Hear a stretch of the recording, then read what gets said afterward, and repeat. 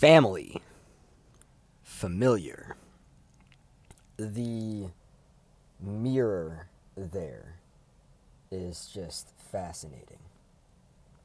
Comfort, familiarity. It has a very strong and seductive pull, and family goes back to familiar. I mean, I guess you could say it the other way around. Familiar family. It's wild how in childhood we are these, I would argue, to be one of the most important points of life, to be as consciously aware as possible, and we can't be. But we are these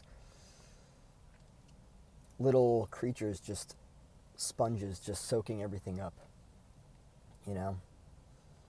And then decades down the line, we're like, fuck, there's the trauma. It's wild. It really is. It's totally wild. It's wild that at a point in our life when we need to be as consciously aware as possible because we've got all these God-looking figures walking around, pointing the finger at us, throwing their shit at us and everything. We need to be aware because we need to be able to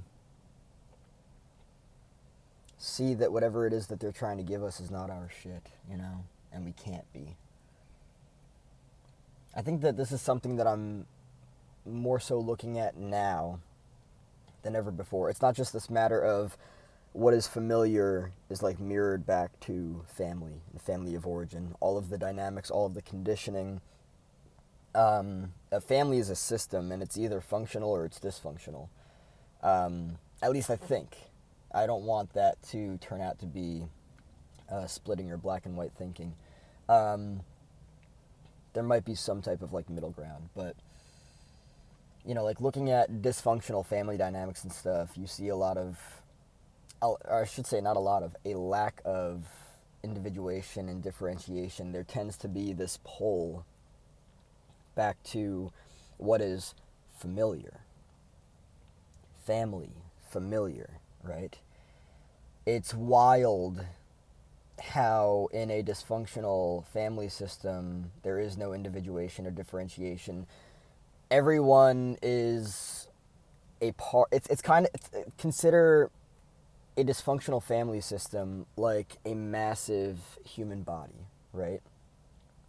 Each person of that system is a part of that body, and that's what voids individuation and differentiation. This is why when somebody plays such a key role in a family system, keyword, key role, right? Like, for instance, they're the rescuer or they're the emotional container, whatever it is, right? When they try to exit that dysfunctional system, the rest of the crowd's going to be like, what are you doing? Where you can't do that. No. Get back here. Get back here. What the fuck do you think you're doing? It's a seductive pull of what is familiar, right? And then it's like, because you've based your sense of self, your sense of self-esteem, the enmeshment, right? That whole dynamic pulls a person back in. And it's fucking wild, because then on an individual level, that voids so much potential and necessary growth. It's wild. It really is. So I am working to become aware of all of the family of origin dynamics and ideas and beliefs and conditioning and extension, right? This whole idea of a person in a family being a person in a family being an extension of the family. Here's an example of that.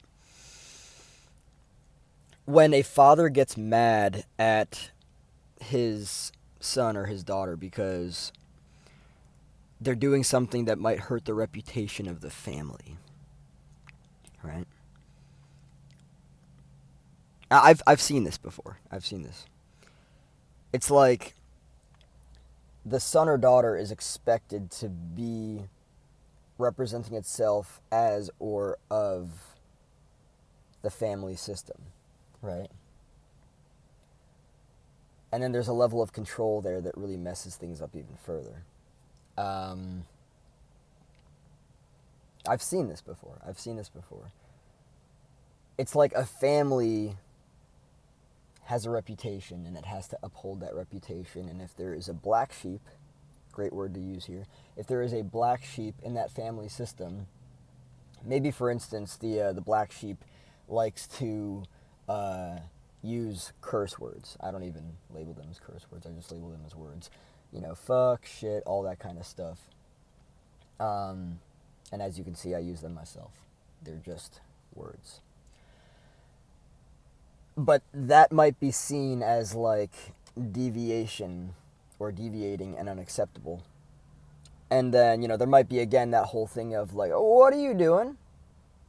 No, we don't do that. So you can't. The we, the whole, right? Ah, man. The more aware I become of these dynamics and dysfunctional family systems, quite honestly, the more I want to vomit. It's really, it's absurdly unattractive and wildly limiting, right? A single individual would never be able to achieve their potential coming from a family system like this. First and foremost, because individuation and differentiation are never, they never happen. It's not a matter of whether or not they're tolerated. It's a matter of that they never happen. It's like being born in a prison, all the while not even realizing that you're born in a prison. It's just wild to me. So, familiar, family. What is familiar is usually coming from the family of origin. All of the beliefs, all the ideas, and it's always fascinating to me when I see people being introduced to other people, and maybe the kid is shy, right? And the father or the mother is like, yeah, little Jimmy, this is just the way he is. He's a shy and timid dude. He's always been this way.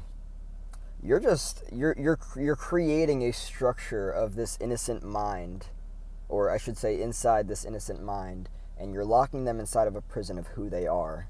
And that in and of itself is going to be very challenging for them to break out of. It's wild. And on the other side of all this stuff is just success and everything. It's fucking wild to look at that and realize how much dysfunctional family dynamics are destroying individuals, because they are. There's this seductive pull of, hey, what the fuck are you doing? Get the fuck back over here. You belong with us. You belong to this fucking whole. You can't do that. That's not okay. No. You're a part of this family, and we do things as a unit, as a whole. And anything that you try to deviate from, gonna fucking get you. Fucking mind-blowing. Yeah, individuation, differentiation, leaving the family of origin, walking away from the family of origin. That's what it's all about. But if you get stuck in the family of origin, and the family of origin is dysfunctional as shit, good luck.